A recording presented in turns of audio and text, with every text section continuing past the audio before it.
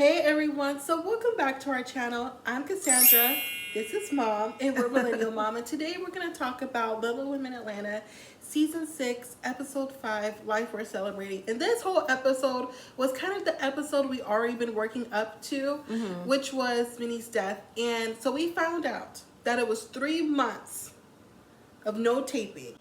So the girls didn't see each other, nothing. But within those 3 months is when Minnie's passed. And it was really sad, this episode, needless to say. Yeah, honestly, her passing was right after they taped one of their final episodes, the St. Patrick's Day one. So between then and the time of death, which was in late April, is when she passed. It was pretty quick. And this episode for her memorial and things like that was sad. It was touching. I'm glad that all the ladies could come together and, you know, do the memorial stuff like that. But there were some interesting things that happened after the memorial, though. Well, let's talk about leading up to the memorial. So the twins go over to Minnie's mom's house, and her mom has everything pretty much Minnie out. Minnie pillow, Minnie picture frame over there, just Minnie everything. And I really felt sorry and like really bad for the mom because she was going through it. If there's one thing we know for certain, that Minnie's mom loved her so much, and I felt so bad for the mom. You couldn't help but to. And I know you kind of connected with her on some parts too when she was talking about her daughter. Just in general about your kids, when you're a mom or a parent, you know, guardian, grandmother, whoever, and you have a connection with your children or your niece, nephew, whoever, you can't help but to, you know, feel a certain way and have that empathy and the devastation she must feel still. But I don't think the devastation will ever go away. And then Minnie's mom was talking basically about the whole thing where she was critical, but they were saying she was moving to stable. The next thing you know, she got a call and was like, you know, we've been doing this for her. Do you want us to continue CPR on her? She's like, yes, of course. And 10 minutes later, she passed. And oh, that was a lot to watch. It was definitely a tearjerker. Well, the twins were like, you know, even though there was only a few of us at the ceremony, because there was only 10 people at the thing at the time, they were like, we want to plan a memorial for all the girls to come to speak their piece and us to reminisce about Minnie some more, because I was even thinking about one of my favorite memories of Minnie being on a show. It was actually Minnie and the mama, because they were both going at Miss Juicy. I was like, that is so funny. That would be Mom. She would be going at whoever, no matter if we were right or if we were wrong. So that's why I'm like, that was my favorite memory, the most memorable of it. And I'm like, oh. Well, I mean, just watching the show, just seeing all the clips back or even ones you may have forgotten, they were all just memorable because Miss Minnie was a firecracker. So she gave it to you whether she was right or wrong. So moving forward with the episode, we see Money and Juicy meet up. And they were talking while they were painting. The first thing they talked about was Brie coming back into town, just for her to go to memorial service. And then they were talking about Minnie some more. And Juicy was like, you know, it's kind of hard for me right now because the whole world probably thinks that I don't care that Minnie is gone because we always went at it. But, you know, we were like sisters. You know, with them being on the reality show, going back and forth, I mean, your life is aired out for people to see regardless how it's edited or not. I mean, you said what you said. You did what you did, you know, but I never thought they were like, you know, never speaking. I mean, they had a lot of Abira and the twins. No, they had a lot of misunderstandings, and they're like one of the original ones from Little Women Atlanta. So, but the one thing I will say that I'm happy they actually got to reconcile before her passing. So that was definitely a plus for Miss Juicy, and I'm sure she felt better about that. So then we see Tanya and Abira meet up. That was, for me, that was random. I'm like, Tanya, we just saw you a couple weeks ago at the shaman thing, and then that was it. It's been 3 months in taping, so she had to come back to collect a little bit of a check. She's still on contract. So they were just basically together, like, you know, it's kind of been hard with the quarantine and our children together. Because Abira was like, you know, I have 4 children. I'm trying to, you know, do my rap career. I ain't trying to homeschool. Yeah, homeschool. but But you know, she sit said, down somewhere. right, but also do what you got to do too at the same time. But Abira said, you know, she wants to go, but it's kind of like it's too much for her right now. She never really lost someone that close to her. And that is when it kind of leads on to the memorial service that the twins set up. The twins have a really nice shirt of Minnie. I'm assuming Minnie's favorite color was pink because everything was pinked out. Like Even the pink, mom purple, was lavender, wearing a yeah. pink skirt. So everyone looked very cute put together. I noticed a few things before we even saw anything. Chris wasn't there. And Minnie's boyfriend wasn't there. Right. And I was definitely looking for them. But I'm like, maybe they'll tell us a little later on in the episode. But the memorial was nice, and everyone came. But when Miss Juicy and Abira started walking With in Brie. with Brie, Abira got halfway, and then she turned around and was like, nope, I can't do this. And Miss Juicy's like, Abira, you need to come on, because, you know, she can understand, like, I know she don't have no beef with the twins right now, because that is not what this is about.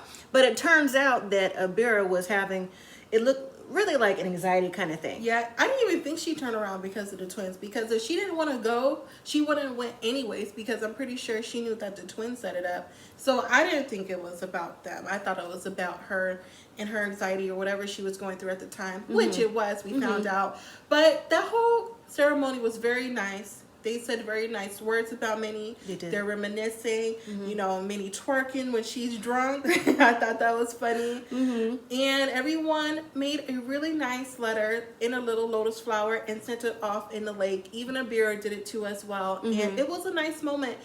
On top of, Miss Minnie's mom decided to take the time to apologize to Juicy. For That was Wingate. big. For Wingate. That's exactly what's called, Wingate. And, you know, that took Juicy aback because she's like, you know, I can't even imagine the devastation that you're going through. But she appreciated the apology. And Miss Tammy was like, you know, y'all were like sisters. Like, you really were. You know, siblings argue. And, you know, the tears hugged, they hugged it out. And that was very genuine. And you know what?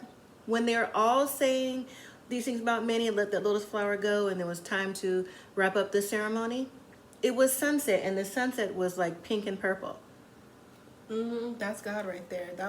It was very beautiful, I must say. I don't think I've ever seen something this nice for someone's ceremony on TV before. So it was great. So now we move on after the ceremony. Miss Juicy and Brie meet up because Miss Juicy was like, you know, I haven't seen you in a long time. I'm happy to see that you're here. You know, it's sad that you came under these circumstances, but you know what you've been up to, what you've been doing. And Brie was like, you know, I'm still working on my solo music. And Miss Juicy was like, solo music?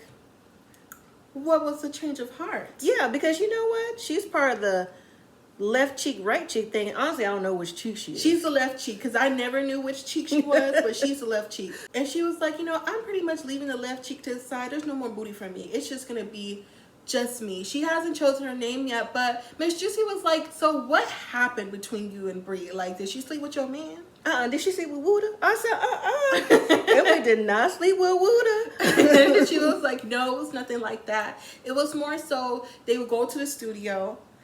They would both, because they lived together, have a babysitter pretty much every night at the studio, but they weren't laying down any tracks. They were pretty much partying. And Brie was like, you know, that's cool and all, but I actually want to make some music and make income for my family. And I guess Emily wasn't on that type of time 100%. Their energies weren't vibing. So Brie was like, I had to take my kids and leave and pretty much do my own thing. I blocked her off of everything, and that's that. I was surprised at that because they were thick as thieves. Because Brie was like, you know, she could be every cheek, all the cheeks she wanted to be. I was like, okay, Brie. So Miss Juicy was like, no, I got my eye on her as a new prospect since she wants to do a solo thing. So I'm like, okay, make your money. All I have to say about that. So the next thing that happened was Minnie and Andrea go out to a French restaurant. It was so funny. Minnie was like, is it Mercy? He was like, merci. Right. Beaucoup. She's like, okay, Mercy. She told Andre, she's like, oh, I thought he said messy. And I'm like, you know what? At least she said Mercy and not Basalamic or Blasalamic. However Juicy said it. I don't even know how she said it. Either. It was like, huh? What? But then we found out from Andrea that, well, basically they both went back to Texas during the quarantine. Her and Andrea and Chris went back to Texas. And so did Minnie. And Minnie said it made her more or less relationship. First it was struggle, but then it became good. I'm like, Okay. That's her story. But Andrea and Chris, they pretty much broke up after she went to see her kids and all that other stuff. And Chris is now in Texas. And she's back in Atlanta. She's living with her sister. And I'm like, I hope while Chris is there, he's actually seeing his kids and not messing around. Probably not to the kids, but always doing what he do. Since we've seen the show. Because they're from Dallas and then Money is from Houston. But, they're kind of going through the same thing with their men. Even though Money says that, they had to stay together because of quarantine. But the reason why he came back to Atlanta was for the support of the girls and Moreland's cheating. And now Chris is back, supposedly per Andrea, doing what he has no business doing. So she's trying to, get herself together. But I still say that the twins are emotionally attached to each other. So I don't know how that's going to work if they do separate things, to be honest. Well, it's going to happen eventually, because even Money was like, that's nice she's living with her sister, but her sister going to get tired of it and her man going to get tired of it. So I'm just going to slide her the information to my apartments and she can come live over there. And then we see Abira and Money meet up at Money's house, and she pretty much wanted to know, why did Abira leave halfway through the ceremony and not come all the way in? And Abira was like, it was basically me, because I wasn't ready to deal with it yet. It wasn't about the girls. It wasn't about Miss Tammy. It wasn't about nobody but herself. And she was like, just seeing everything with Miss Minnie and how everything can pretty much end in a blink of an eye. She wants to come as a new person, because she feels like she's misunderstood. She feels like she can give so much more than she's giving. And plus, she really wants to set an example for her daughter, who's also a little person as well. She was like, her to see strong women, strong little women at that, it's going to make her be a better person. So she wants to reintroduce herself to the girls as the new and improved Abira. She does. And I said this last episode, or even the episode before that, and you were like, no, I don't think so. I do believe Abira is misunderstood, just based off of the way that she had to handle things and the way she explained it last week to Money and this week again. I say she was, and she's had to handle things more aggressively. So now, since all this happened, the quarantine, the passing of Minnie, she has wanting to turn over a new leaf. But I really, with the ladies, but I really hope that she means it this time, because when it comes to that performing thing is when she tends to flip the switch. So, but Money was like, that's cool now. I'm thinking about having a wine party, a wine tasting, something like that. A wine down. Oh, there you go, a wine down. And I want to invite all of the girls, because I think we need to squash everything. This is what Minnie would want. And Money was very emotional this episode. She has been for quite, sometimes since she came back. But I'm not going to tell the ladies that you're coming. She's like, yeah, I don't want them to know. Because they would have reservations and stuff. Especially the twins, because you just threw glasses at her the last time y'all saw each other, pretty much. So I think it's going to turn out good because of everything that's happened. So they'll come back together, which we see that they do. But before we get to that wine me down party, which sounds really cute that we should do one day. We should. So we see Amanda and her man at her house. And her man, Jordan's like, when's your sister leaving? I was really surprised at Jordan.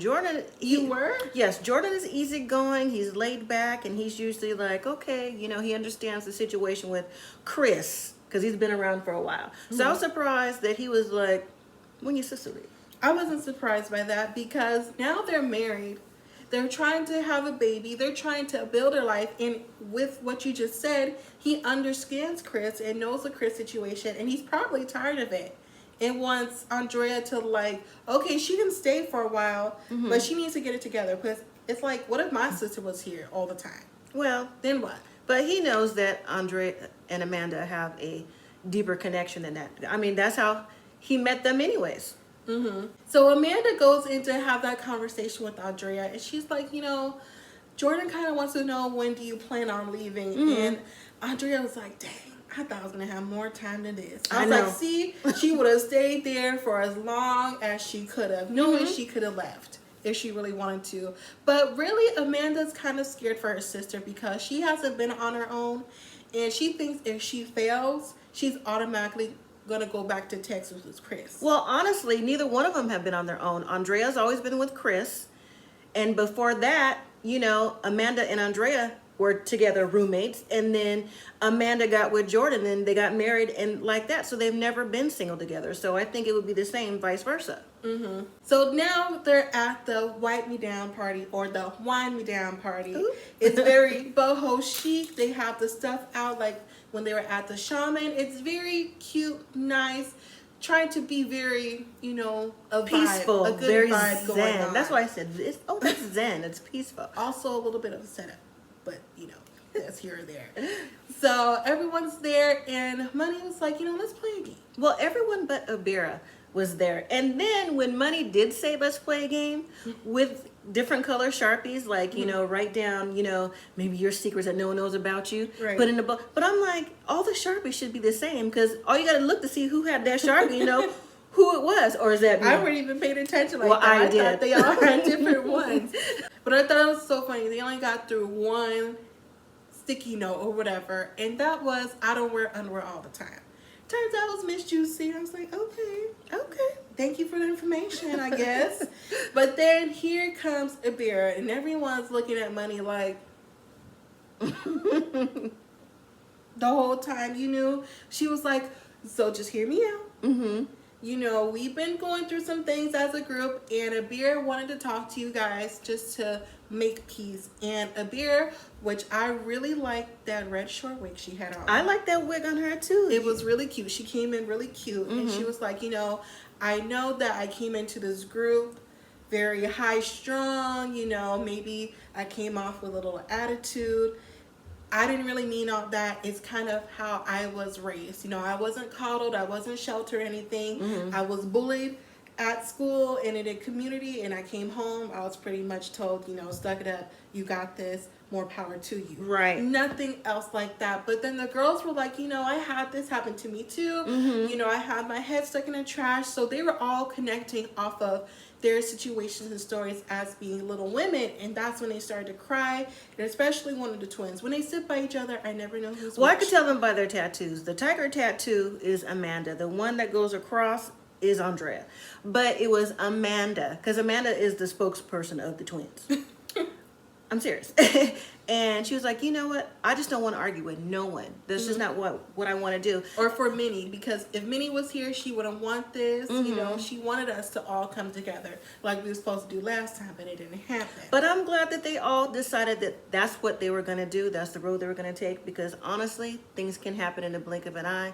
And you just don't want to have that sitting out there. If something happened, you can't take it back or say whatever it is to say. So Yeah, so it seems like everyone's starting over right now on a good leaf, and I'm happy, and I hope it stays for the rest of the season. You know, not just for Minnie, just for them in general, because you know, they are little women and they really should stick together and not really be mad or beefing because someone else has a better rap career or whatever. They think they can do stuff together, you know. well, they have done stuff together, but I think anyway. they'll be more successful together than if they were to hate on each other. Right. But that was pretty much the whole entire episode. It was kind of a downer a little bit, so you know, R.I.P. to Minnie. Yeah. And my thoughts still go out to her mom, even though it's almost been a year later. I'm sure it never gets easier. It never gets easier and it never goes away. Before we exit, what did you think about the previews to next week's episode? You know, the preview, oh my goodness, Money and Moreland. Did you hear what he said? What did he say? Let us know what he said. He said the quarantine made it hard for him to see his side pieces and his side dips. So I was like, huh? You heard him correctly. So that means he's still out there creeping with that brown jacket. Hello. But anywho, let us know what you guys thought about this week's episode in the comments down below. Make sure you guys give this video a like. Make sure you subscribe to our channel and all that other great stuff. Thank you all again for watching. And as always, live simply, be grateful.